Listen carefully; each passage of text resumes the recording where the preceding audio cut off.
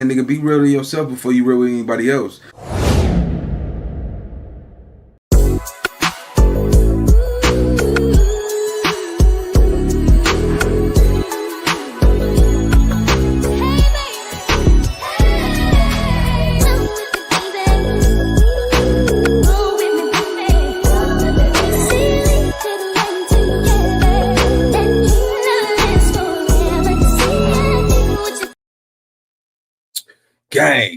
Gang. What's the big old deal, man? It's y'all favorite hood partner, Big NINABOY. We back at it with another reaction, man. Hey, so listen, man. Shout out to all the real supporters, man. This situation happened to happen in Las Vegas, and one of the great supporters asked me to touch on it, so we gonna jump into it. But y'all see the title, man. Las Vegas rapper stabbed in the back by his best friend, homie. You know what I'm saying? When we looking at stuff like that, you gotta realize that betrayal always comes from the people you know. You smelling what I'm selling, though? Betrayal. It always comes from the people that you know. It's never really your ops. It's never really somebody, 1,000 miles away. It's always the person closest to you that do you. Y'all remember that song, Backstabbers? Backstabbers. You know what I'm saying? That man, listen, homie. When you get betrayed by your best friend, that when you turn around and see the one who actually stabbed you in your back, man, that's the stuff that hurt the most. When you dealing with somebody, let me tell y'all something. Don't confuse you know, somebody who's always been around you as always being solid. Just because he's consistent of being around, watching your moves and all that, that just mean that they just waiting on you to fall off.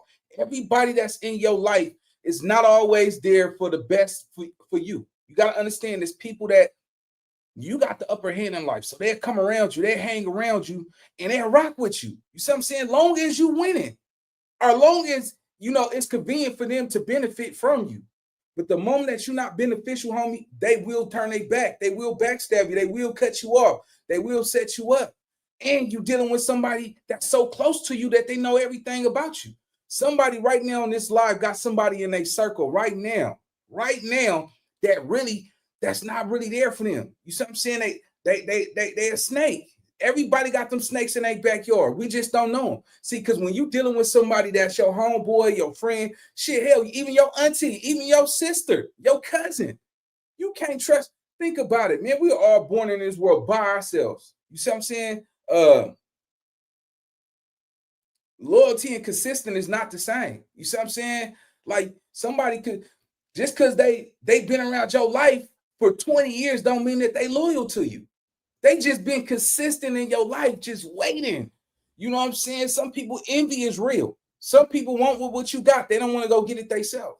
Sometimes God made you different. You see what I'm saying? That's why I tell people when it comes to being a solid person, that heart that God gave you, won't nobody else get that heart. You see what I'm saying? God put that heart in your body for a reason.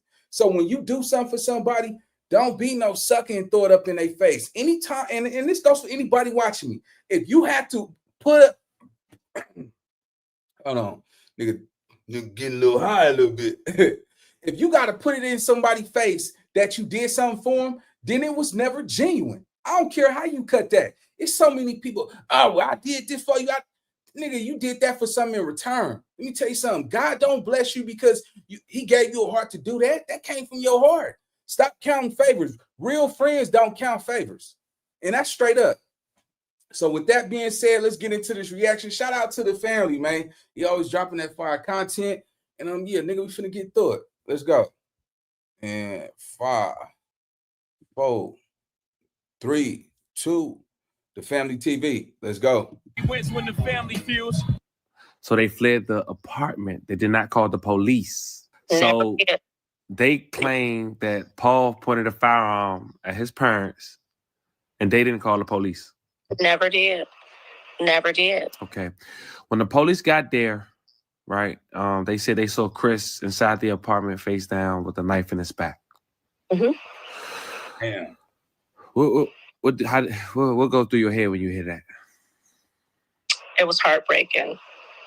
It was to hear not only he was stabbed, to hear that my baby was shot in his face. He was shot in his neck. He was shot in his left side of his chest. Damn. You know, to hear that Chris tried to run and leave out of the apartment, but Paul picked. Oh, hold on. So the nigga was stabbed and he was shot in the face. So his best friend shot him and stabbed him in the face. Nigga picked up a dumbbell and hit him in the back of his neck or his head, and the area where he was hit, the coroner said that it severed his spine. Accused of murdering his friend told investigators last thing he remembers before the killing was getting high on mushrooms and making music with him. Recently, a man was sentenced for killing his best friend, but he didn't just kill him. He overkilled him. You're talking about a man who was shot in the neck, stabbed in the back, literally, by his best friend. According to the police report, when they arrived on the scene, the knife was still in his back. Not to mention, you're talking about a man who, in attempts to flee, had a dumbbell thrown at the back of his head, causing a permanent dent. But this is a man who really grew up with his best friend. In fact, his mother. Wow. Hold on, man. We flag on the play, bro. Flag on the play. Come on, gang. Like, see, y'all gotta realize something, homie. We glorify the most dumbest stuff. You gotta realize, homie, that it's this new generation. You gotta, because these are what, Gen Zs. You gotta call this generation Gen Zs. You see what I'm saying? This new Gen Z generation, these young dudes, it's no sense of loyalty. If you want loyalty, like I always say, especially in today's society, you gotta pay for that shit. You see what I'm saying? Because the nigga that, even your best friend will backstab you, nigga. You see what I'm saying? Nigga, day one. You see what I'm saying? Now his mama gotta, do these podcasts, these interviews to, get her message across. That's crazy to me. That's, nigga, not you, bro. Any human being that will stab somebody in the back. Literally, she just said that the police found her son with a knife still in his back. Not only did you shoot him in the face, but you hit him with a dumbbell. Oh, come on, gang. Come on, gang. Nigga, that's a cold-blooded killer. Now that's a killer right there. All that little pop, pop, pop, pop. Nah, nigga, that's how you kill somebody. God, it's not even funny. Hey, Uncle Nephew, chill out, bro. Uncle Neff, just chill out, man. This little nigga was stabbed in his motherfucking, he was stabbed. He was stabbed that again. Nigga was stabbed in his back, shot in his face, and nigga hit with a dumbbell in his cranium. Come on, chill out. Don't mind Uncle Nephew. Uncle. All right, let's get it, gang. Let's go. And the victim mother knew each other. And in this video, we're going to have the opportunity to talk to the victim's mother, a woman who sat down with the family TV and talked about how she knew her son alleged killer, a man who she really didn't trust. We also going to get the chance to hear her account of what happened, what she'd been hearing, and her reaction to the sentence. But before we go over this one, I want you guys to remember, I won't give you no angle. I just give you the story. So with that being said, make sure you like, comment, and subscribe. We're going to jump right to it. Fam, this is Christopher McCurry, a.k.a. Chris, from Las Vegas, Nevada. He was an outgoing person, had 2 jobs, and loved to rap. 2023, he was only 20 years old when he decided to go visit his best friend. A little after 2 in the morning, after telling his mom he'll be back, that would be the last time she would see her son alive. Chris' best friend was identified as Paul Abercrombie. They knew each other since middle school. Now, the exact date was March 12th, 2023. Paul lived on the 1300 block of 8th Street. Now, this is where we're going to have to wait to part 2 to know exactly what was done and said during the altercation between Paul and Chris. Because at this time, Paul mentioned that Chris tried to rob him, and in return, he acted in self-defense. But as we mentioned, he shot him, stabbed him, and threw workout equipment at his head. Now, Paul didn't call police. Instead, he called his mother. She didn't call police right away neither. He called his mom and said he messed up. He was off shrooms, and someone tried to rob him, so he killed him. Paul's mother and her husband went to Paul's house, where the reports say they found blood on the steps nearby and blood all over the residence. Paul then pointed the firearm at his mother, and then they left. They did not call the police. The reports say they eventually took him to the hospital, and Paul was later arrested, March 14th, 2023. Paul told the staff that he ingested shrooms, and the last thing he remembered was making music with his friend, and that was it. Fast forward to July 2024, and after rejecting the first plea agreement, Paul decided to take the second. Hey, man, you know, I never did no shrooms, homie. You see what I'm saying? I know about it's a psychedelic and all that. I always believe if you're a real street nigga and you know you've been in them grimy shootouts and setups and car crashes and all that, you don't need to take no shrooms because you know it bring paranoia to you. So I always stayed away from it. But just hearing this, you got to realize this little nigga was 20 years old when he died. You see what I'm saying? And this is happening all over. Vegas is it's an upper echelon state where if you got money, if you living out here for the money and all that, but if you just a regular civilian and all that, and you know you move in a certain type of way, man, it's a lot of drugs out here. You see what I'm saying? They don't show y'all the grimy side of Vegas where you see all the smokers outside under the freeways and sleeping in canals and all that type of stuff, homie. They don't show y'all that. Vegas got some, you know, hey man, people getting smacked up, chopped up out here a lot. You see what I'm saying? And a grin on this little nigga face right here is crazy. You know, I don't think he deserves a fair shot at anything the way you overkilled your homeboy. Let's go. I was only sentenced to 10 to 25 years in prison. And now, fam, we hear from Chris' mom. Check it out. Keontis McCary. Nice to meet you. Nice to meet you as well. Thank you for having me. Absolutely, absolutely. So we're here today to shine light on your son's story based out of Las Vegas, Nevada. Yes. If you could briefly give us a rundown on why we're here today. My son, Christopher McCary, was murdered last March 12th, 2023 by his best friend. According to what he's been telling everyone, is he was high on shrooms and other drugs. This incident happened, as you mentioned, in March of 2023. The man arrested named Paul Abercrombie. Okay, he was 21 years old, and you mentioned that it was your son's best friend, or one of them. Yes. Right. You mind telling me the relationship he had with Paul growing up, and how long did he know him, if you know? Well, both my son and Paul went to a charter school, K through 12. So, you know, everything was a very family oriented. So Christopher had met Paul back when he was probably approximately like 7th grade. Okay. 7th grade. And so from the 7th grade up until then, they was real close. Chris had many friends, but him and Paul was very close. That was just somebody Chris trusted, you know.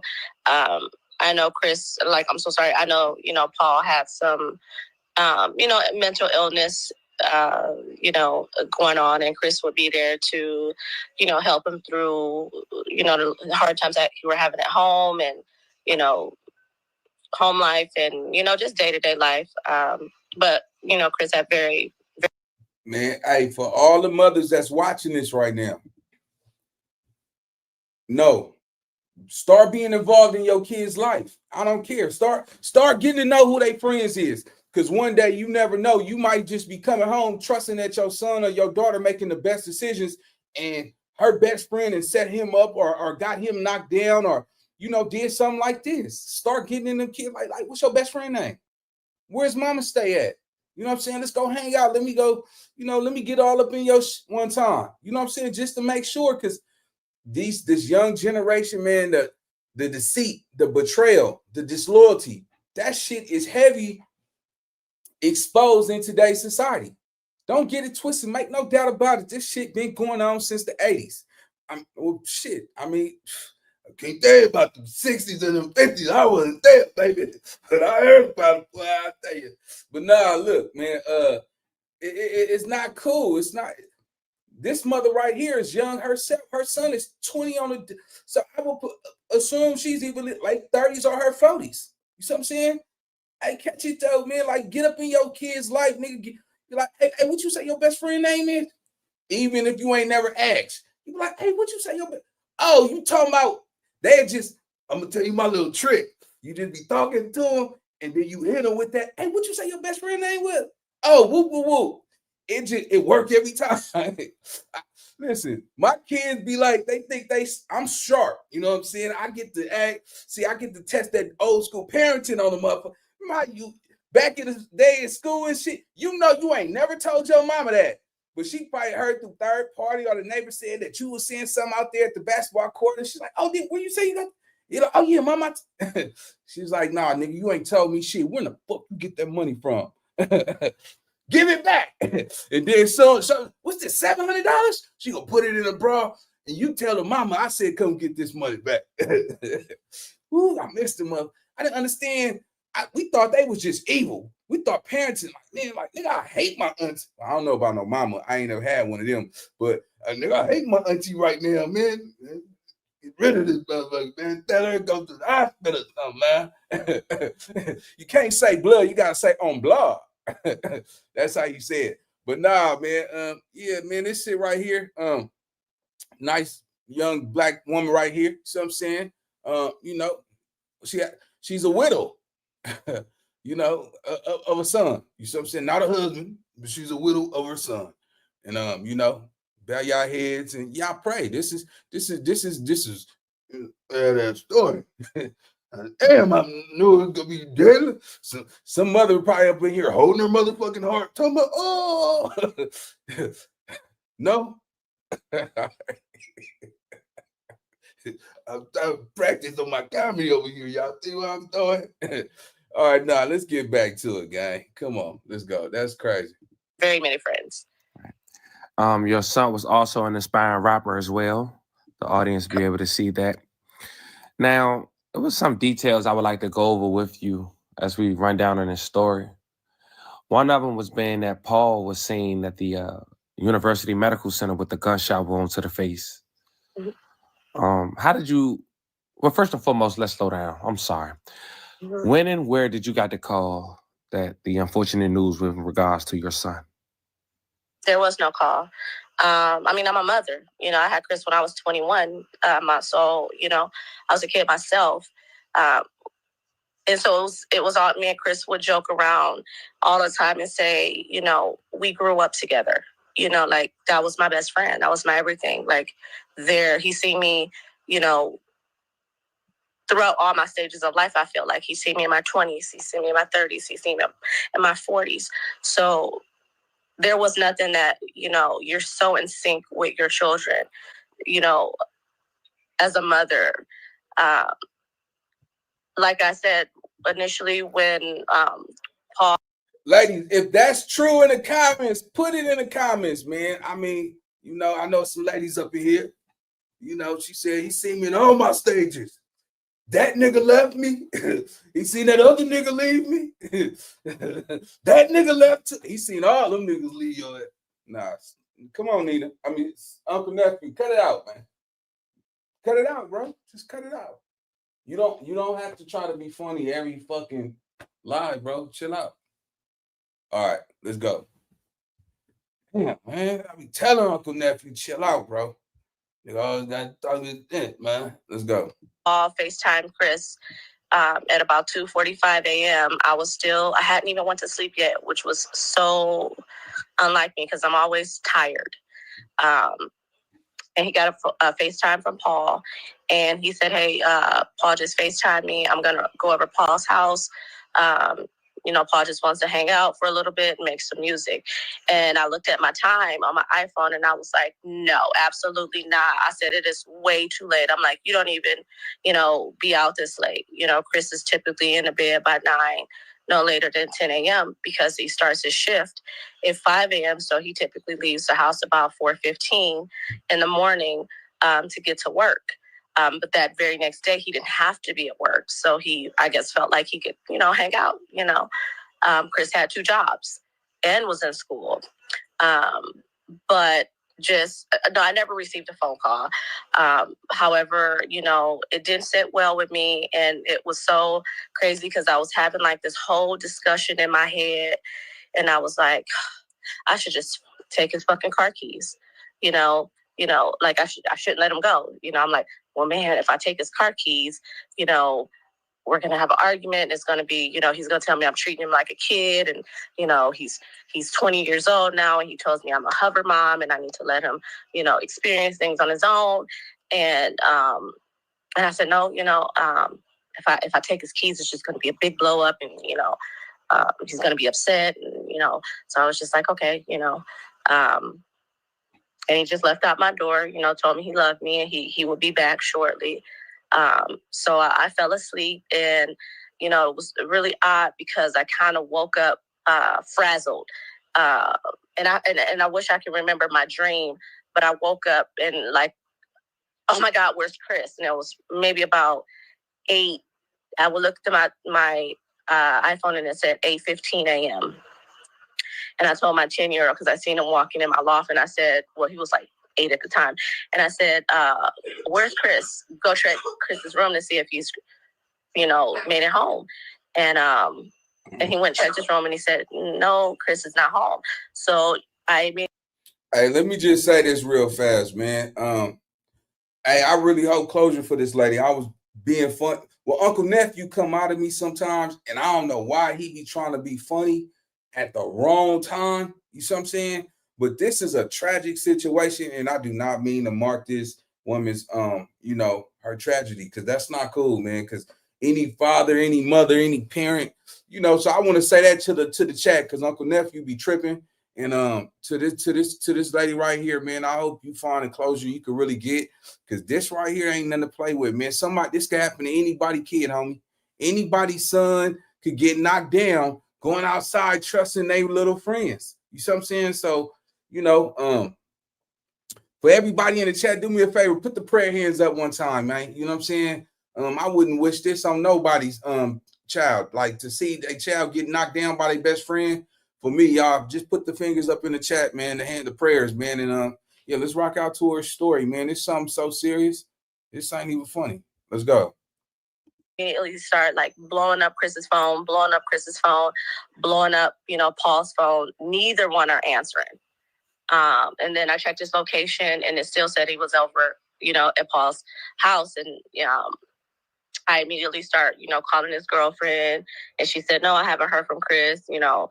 And then his girlfriend, you know, contacted his other best friend, and he said, no, Chris left my house around like 12, you know, like 12:30, because I was tired. And the last text message Chris made was at 4:30 a.m. And it was to his friend Nashik, and he said, no, that's the last time I heard from him. But his phone, because they all tracking each other, he said it looked like he's still at Paul's house. And we all met over at Paul's house. And by the time I got there, it was already, you know, police everywhere. It was already, you know, crime tape. And, you know, I was on the crime scene for like 8 hours. I was completely ignored by the police. They didn't tell me anything. I didn't know what was going on. Only thing I know is from what I heard from the people in the apartment complexes. Someone was shot. Someone went to the hospital. And that was pretty much it. Gotcha. Wow. How far did Paul live from you? I would say about 20-something minutes. 20-something minutes. And I thought it was odd because, you know, where we live and where the school is, typically everybody lives within the same, you know, 5 to 10 minutes radius from the school. And I never knew, you know, that where he lived. You know, I assumed he lived back where, you know, we all live. Was Paul a person who will always invite your son to his house? No, that was the first time Chris was ever at his house. And I didn't never really, well, I had like a Kool-Aid house. So kids was always, you know, from anytime him and Chris hung out, Paul always came to my house. Hey, tell y'all kids, man, let them know. Hey, listen, if you ain't never been to his house and he always at your house, that's not no real friend like that, bro. Sometimes you gotta assess that shit. Like, I don't even want to go to nobody's house because you ain't coming over here. You see what I'm saying? Like, that's your, if we can't go to each other's house like that, then yeah, nigga, nah, nigga, nigga, you meet me at a bar or something. You see what I'm saying? Meet me at the basketball court. You know, we go pull up somewhere else, but all that house shit, I say in today's society, don't let nobody know where you stay at. Like, I mean, sometimes, nigga, you can't even let your mama know where you stay at. You know what I'm saying? Because she be telling everybody, and somebody might get to somebody that y'all friends at church, and that nigga out for you, and nigga, your mama ran her mouth and told her best friend, and that's how somebody got killed. Like, this shit been going on for years, man. This story right here, by now, a lot of y'all kids should be around 16, 17, 18, you know what I'm saying, or even 13, 14, 15. So, you know, this shit, them numbers it's around there. Let's go. And come to find out, it was just because he was ashamed of where he lived, like the area of town where he lived. Got you. And so it's some details that was mentioned. Of course, I just mentioned one before we slowed down a little bit, which was Paul had a gunshot wound to the face when he was later captured. He inflicted that on himself? Or you feel? That's what I was told. I heard two different things. I'm not sure. I do know one thing. I just know Chris was a big dude. Chris would do anything to defend himself. But from what I was told, it was a gunshot wound he made to himself, because Paul had always said that he wanted to kill himself. That was just something Paul would say constantly, that he wanted to kill himself. He didn't want to live in this world. Oh no. Hey, so what y'all think, chat? Cause that nigga Paul probably shot himself to say that was self-defense. He probably trying to say that Chris shot him in the face and he ended up surviving a shot in the face and stabbing him in the back and hitting him with the weight. That's what this sound like, man. You see what I'm saying? Because at the end of the day, you a bold nigga. If you kill somebody, then you bust in the face, nigga, and you lie and say it's self-defense and you still get cracked for it, nigga. They wasn't. No, shut up, Uncle Neff. Chill out. It's not today. Chill out. All right, so yeah, man, listen, he tried to shoot himself and claim self-defense. That's what's really going on, gang. You can see it. I see the play already. Oh, no more. He hates his life. Yeah, so a witness had told investigators that Paul had called her and stating that he messed up. He was off shrooms and someone had tried to rob him, so he killed him. What's going through your head when you hear that statement? That's fucking utter complete bullshit. Chris was a manager, Dollar Loan Center. If he was going to steal anything from anybody, he had access to hundreds of thousands of dollars at his fingertips on a daily basis. It would take him over an hour to an hour and a half to count all the money before he left the office. Damn. And if I'm not mistaken, just a few weeks prior to this incident, he lent Paul money because Paul was not working. Chris had 2 jobs. Chris was not hard up for money. And if he was going to steal anything from anybody, why would he steal anything from somebody that's broke? I really honestly think it was just something that was said to make him look like it was a reason it was done. Not something out of malice or something that was unintentional, just, it has to be a reason. Because the witness was his mother, Shannon Abercrombie. That was the witness. So a person will say anything to get their child out of any kind of trouble. Right.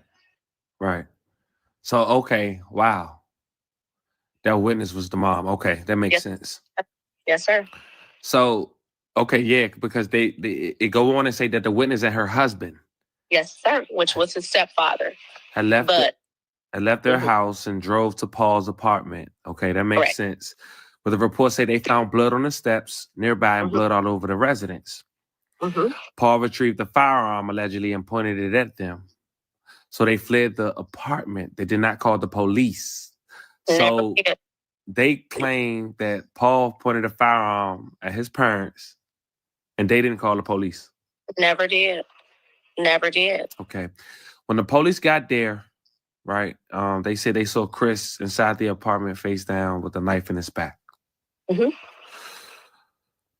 What go through your head when you hear that? It was heartbreaking. It was heartbreaking because, you know, you raise your kids as best as you can. And I used to tell Chris all the time, like, he was just too kind. So many things run through your mind. You know, you think about what was your child's last thought? What was your child's last feeling? You know, to hear not only he was stabbed, you know, to hear that my baby was shot in his face. He was. Man, that just tell you, man, like, man, y'all got kids, man. Today, man, don't look at your son as just irritating or annoying. Y'all don't know what y'all kids is out there dealing with, man. These little niggas is dealing with deceit, you know what I'm saying? Betrayal, envy, jealousy, you know what I'm saying? And don't let your mama got her stuff together, you know what I'm saying? And your mama got a Range Rover and you got a little small job and your mama keep you fly, your mama still let you live with her and his friends and seeing that, like, you know, some people might just hate on at the hand that you got. You see what I'm saying? Some people, yeah, man, like that nigga is a real demon. Real talk. That little nigga that did that. I'm just what I'm trying to imagine when I think about stuff like this. I'm like, damn, nigga, you laid out, nigga stab you in your back, then he get a dumbbell and throw it. Whack on your head hard. Just imagine you throw like a 20-pounder or something like that on somebody's head. Man, that's go crush it. You see what I'm saying? That's go crush the cranium. Then you stabbed in the back with a knife.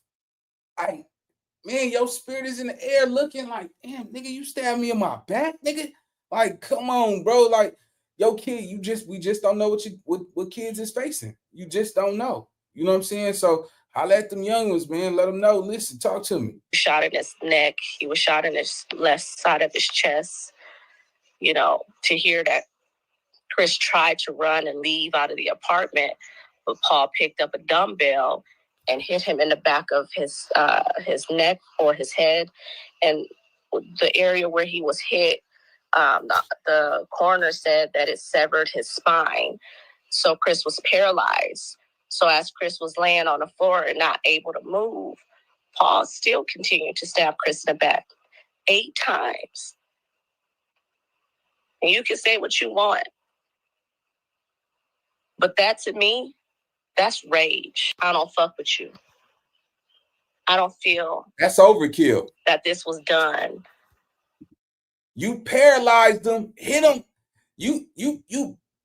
Whoo, shit, man, come on. That's overkill. And for the time that he got, that, man, that's crazy. He must have had a lawyer that knew how to fight, but I think she said anywhere from 10 to 25 years without it. I don't know if he got the L, but yeah, nigga, what? And hit him. You stabbed him 8 times in the back. Yeah, that's overkill. Because you were high off of some drugs. And from what I was heard, it wasn't just only shrooms. From what I was hearing, it was other drugs that Paul was on. I, later was told that he had dabbed into, meth and fentanyl, and, what he was on that day. I truly don't know. But to think that that's how my child spent the last moments of his life is heartbreaking. It's heartbreaking. Because Chris was so sweet. He didn't have a mean bone in his body. It breaks my heart. It really does, because nobody deserves that. Nobody does. And to just leave him there. My baby was left in that apartment for 19 hours, dead. While him and his parents walked in and out of the apartment, getting rid of evidence, trying to clean up the crime scene. That's how my baby was left. On the floor, face down, with a knife in his back. That's how my baby spent his last moments.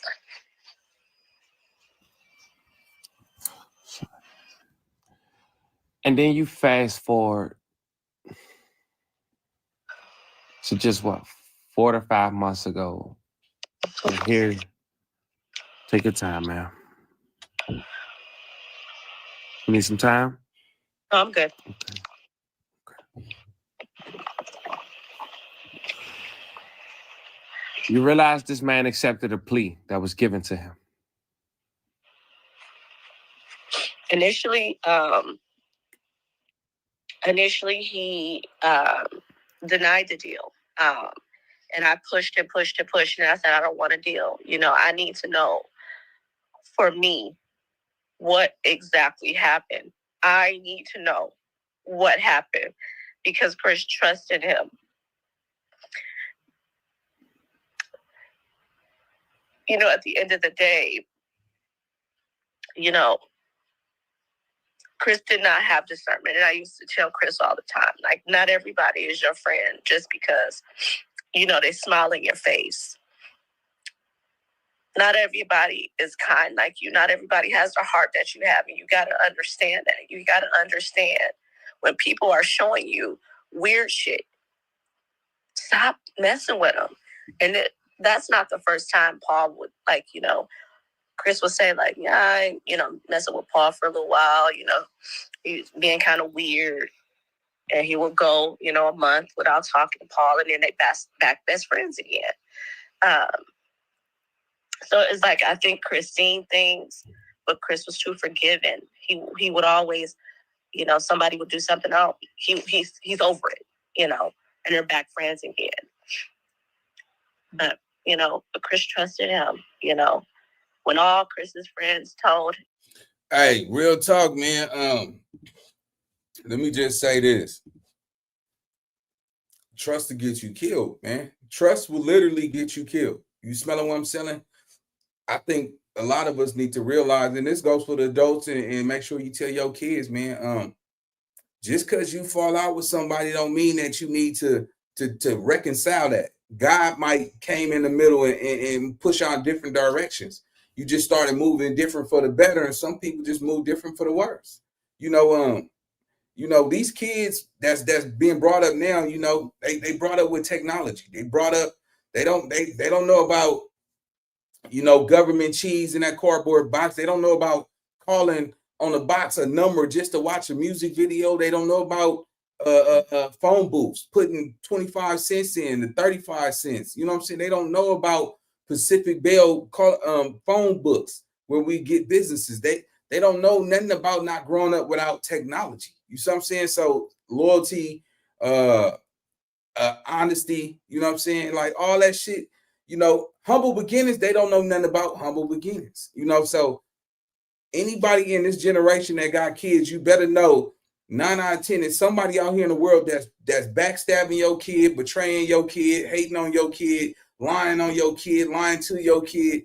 We all got them kids out there in the world, man, and somebody doing some dirty shit. So lace their shoestrings so they can walk straight.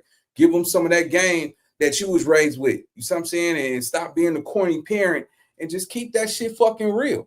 A lot of y'all done been through some wars, you know what I'm saying? Some real stories that these kids understand. Let's go. Kept asking him, like, why do you hang with Paul? Like, Paul is weird. You know, like, this nigga's just weird. Something off with him. He's like, no, you know, that's just Paul. He misunderstood, you know. He had a rough upbringing. That's what he would say, you know. Out of all the friends, no one liked Paul. Not one soul in Chris's friend group liked Paul. And Paul met all of them all at the same time. Paul continued to go with the narrative that he believed someone was going to rob him. And apparently authorities went with that to a degree, unfortunately. And like we mentioned, we will be, you know, requesting an FOIA request. But also to find out he gets sentenced to 10 to 20 years. 10 to 25. 10 to 25 years. At this point, he's been in jail for 1.5 years. Yeah. When you hear that sentencing, what goes through your head? Disgust. Absolute disgust. Heartbreaking. My child would never finish college. He will never get into the career that he longed for. He'll never start a family. He'll never buy his first home. He'll never have kids. But Paul has every opportunity to get out and live his life, while my son never got a chance to even turn 21. That's all Chris talked about, is he couldn't wait till he turned 21. Chris was too much shy from Wow. Hey, you know what? If you got some soft ass kids, some nice ass kids, man, you need to tell them you too nice, you too soft. Somebody out here will utilize your weakness and destroy you with that. You see what I'm saying? Because you got to realize a taker will always spot a giver. You see what I'm saying? This is one of them sad stories that, you know, a lot of these kids got good hearts because they was brought up the right way or grew up in a home that didn't struggle. They always had a roof, lights, and clothes and food over their head. And it's a lot of people in the world that didn't grow up like that. You know what I'm saying? And you better believe those are the ones. A taker will always spot a giver. You know what I'm saying? And they will take, long as you give. You know? And this woman, I know she got so many thoughts like, damn, my son was too nice. Niggas probably preyed on his weakness. They preyed on his generosity, you know, his friendship. Let's go. Turning 21. He would never get that opportunity. And it's not fair. It's not fair. It's not fair. It's not fair. He doesn't deserve to live. He doesn't deserve to, you know, have an existence. He doesn't deserve it. He wasn't doing anything with his life prior to that. Chris kept trying to uplift him and, you know, get him out of the slump he was in. And,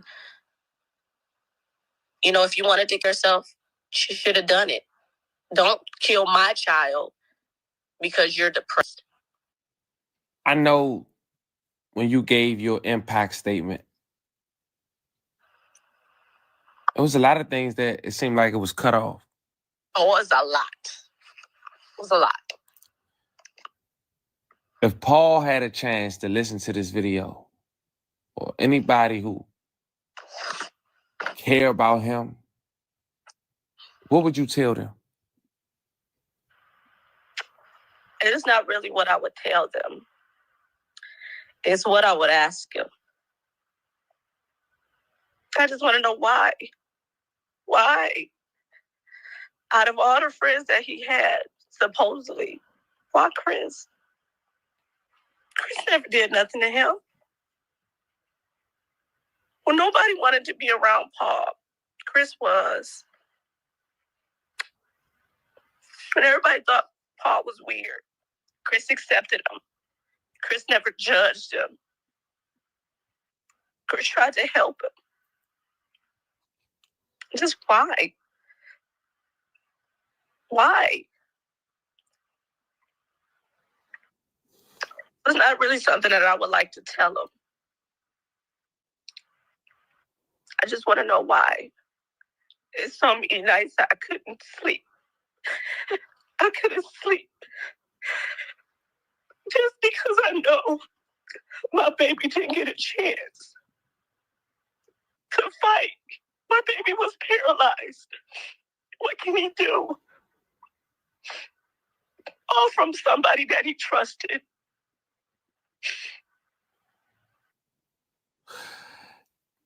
Did you ever get a chance to speak to his parents?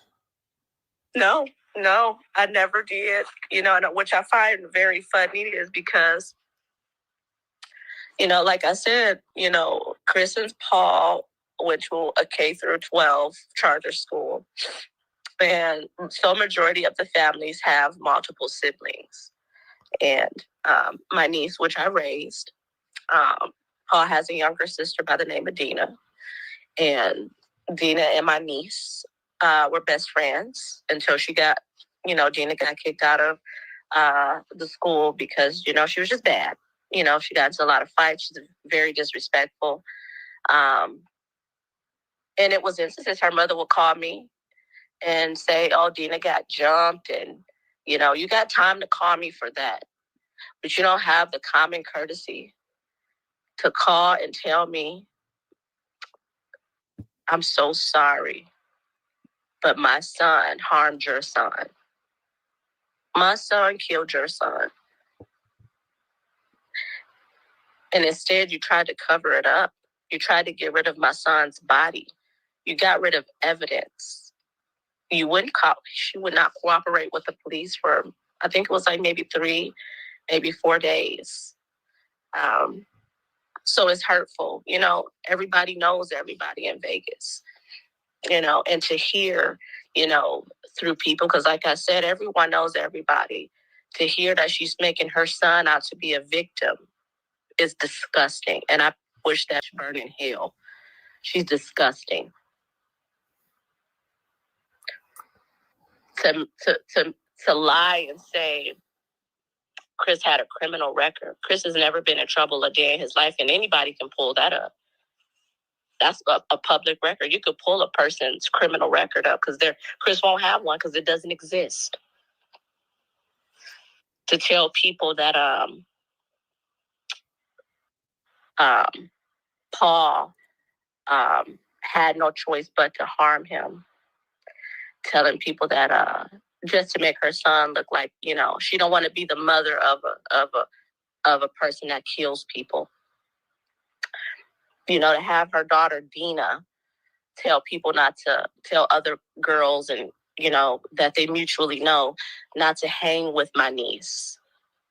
Something is mentally wrong with that family. You know, when you look at people, it feel like it doesn't matter how long you think you know a person. You don't know a person. You do not know a person. You can see a person every day and you don't know that person.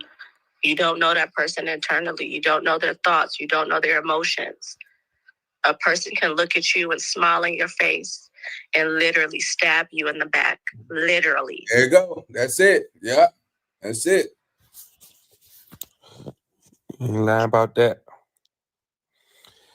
Knowing your son, let's wrap this up. Knowing he loved music,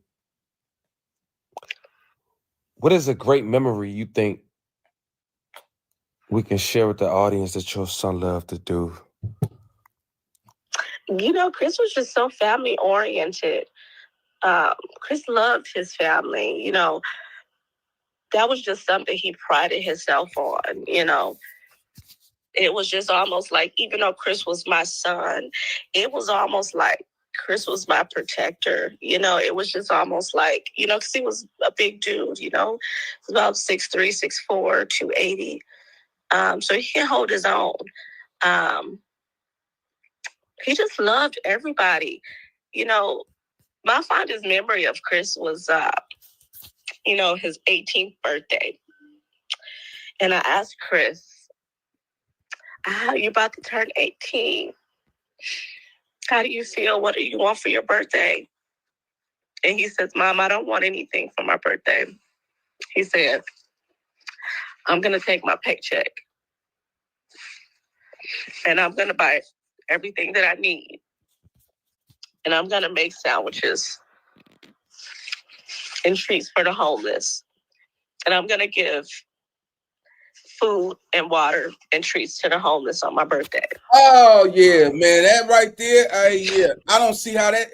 If she said that in court, I'm gonna tell you this right now, man, because you know I start to look at stuff like this, and I'll be looking at how the jury proceed and making a decision. That would have ate the jury up. You see what I'm saying?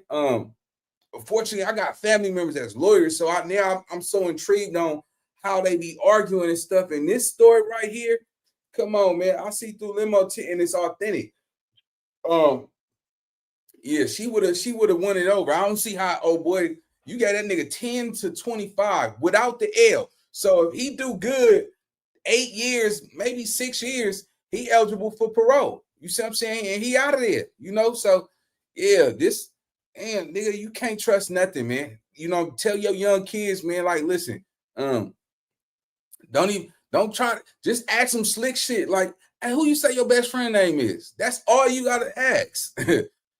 They gonna automatically tell you who that name is, and just pick by pick. If y'all ain't talk, if you don't have that type of relationship with your kids, homie, you gotta start getting involved, because these little niggas out here, they come on, man, it's no sense of direction. You see what I'm saying? They don't play by the same rule book we used to play by. Make no doubt about it. A lot of these dudes out here, you know, they got their parents in their lives, but your mama not asking you who your friends is. Your daddy ain't asking you who your best friend is until something happened.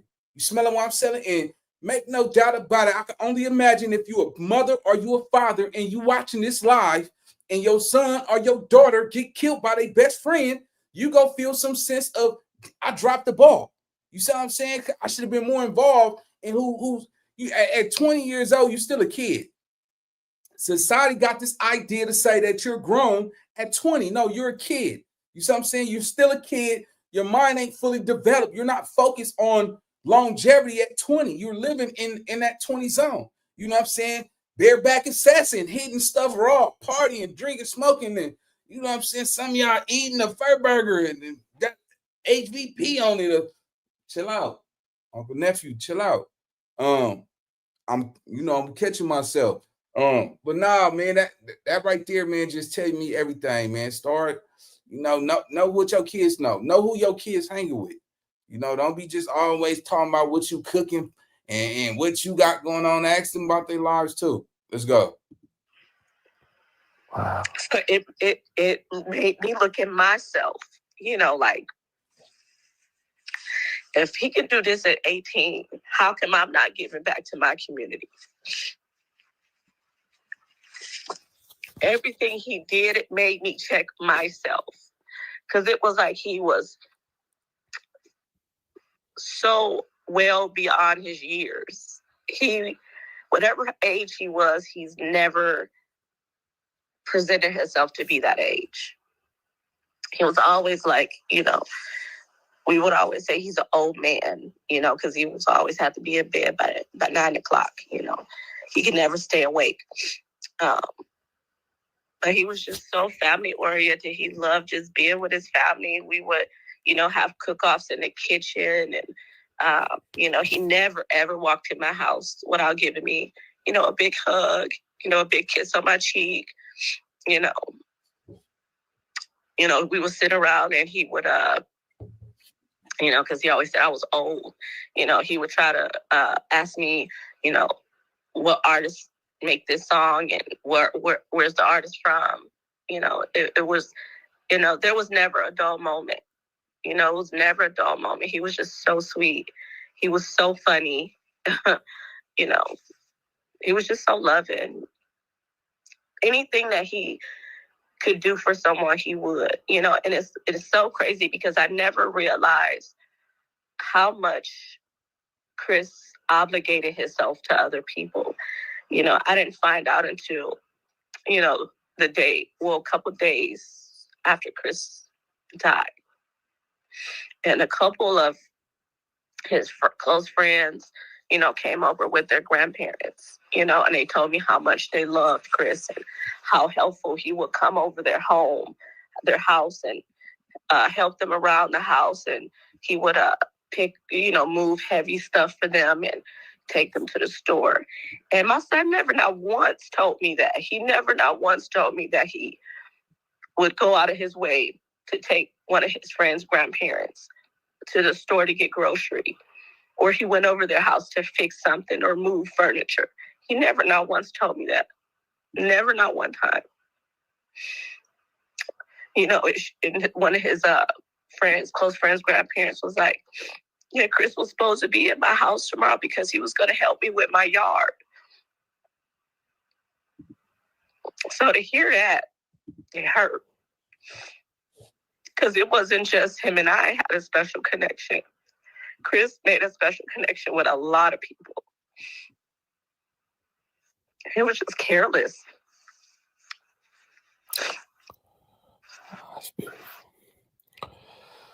Man, I'm glad we could shine some light on Chris' story.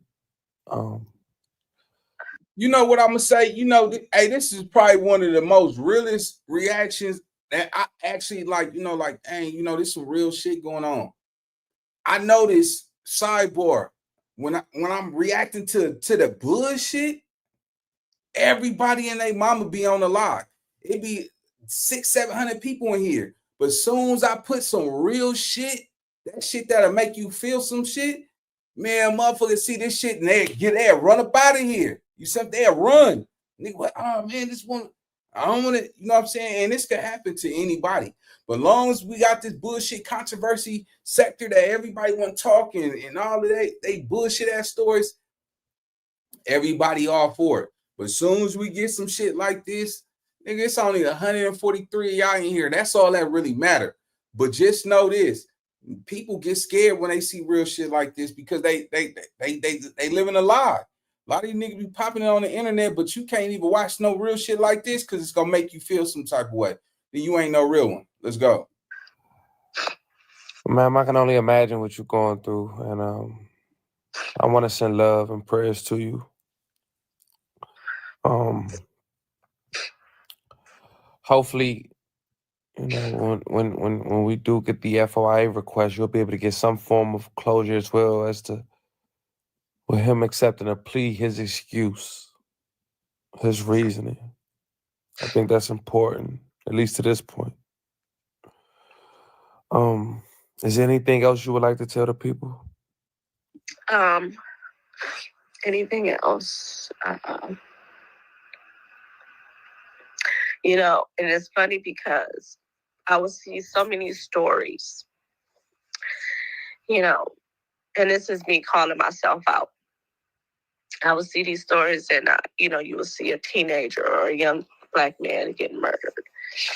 And, you know, me, I would say, wow, you know, how horrible would that be? You know, what was that kid like, you know, thinking that that kid was, you know, a kid that was in the streets. And this was for me to check myself. Not every kid that's murdered is a bad kid. Not every kid that's murdered was a kid that was about that life. So it was time. I checked myself. That's deep. That's deep. You know, you always have it spent like, oh, you know, this kid was murdered by this kid. It was some kind of beef. It's not all the time. Sometimes a person is just not in the right place, in the wrong place at the wrong time. It's just so sad. It's just really sad. It's so careless that you just take someone's life for nothing. For what? For what? Anytime Paul wanted to kill himself, Chris was right there to encourage him.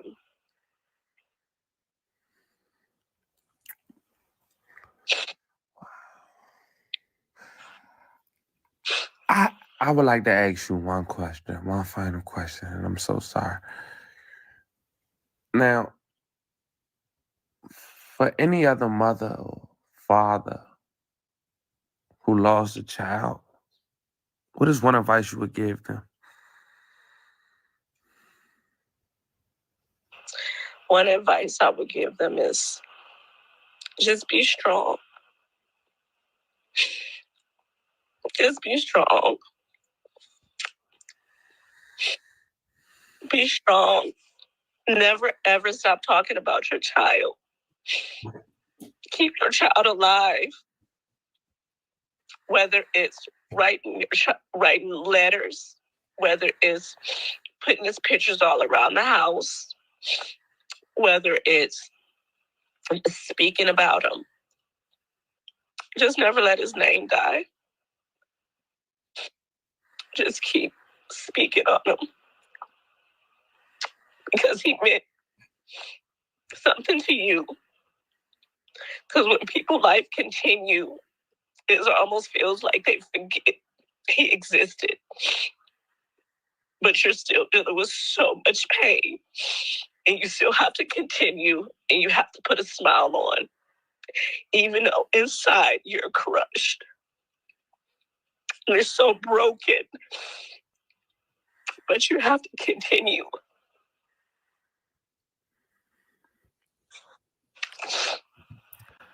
I thank you, man. Thank you for being so strong. Thank you. I thank you. We will be in touch. If there's anything I can do to help, please continue to feel free to reach out. I pray you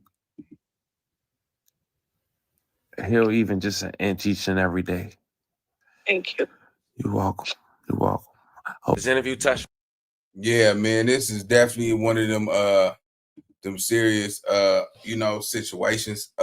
Fortunately, y'all, I'm gonna take this live down. I don't think I'm gonna keep it. Uncle Nephew be coming out, he be tripping. He always want to pop his jokes and all that shit.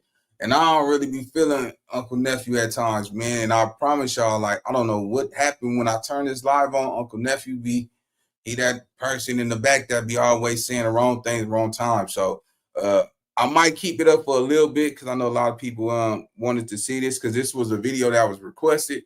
But I make some jokes about, not about the case and all that, but it wasn't cool. You know what I'm saying? And shit, hearing that story, man, I wouldn't wish that on nobody's child. So, that's on me on that one, man. Uncle Nephew, he be coming out. But yeah, man, I hope y'all learn from this. My apologies to that lady who lost her son. I wouldn't wish that on nobody. And yeah, man, y'all know how we do it, man. Stay tuned. But this video is on my other channel too, NINABOY Reaction. So if I take it down over here, most likely it probably be over there. But yeah, man, y'all stay tuned, man. I might drop something else tonight. But yeah, talk to y'all children, man. Find out who they hang with, who they kicking it with, and start getting in their business. And on that note, man, I'll see you on the next video. Peace.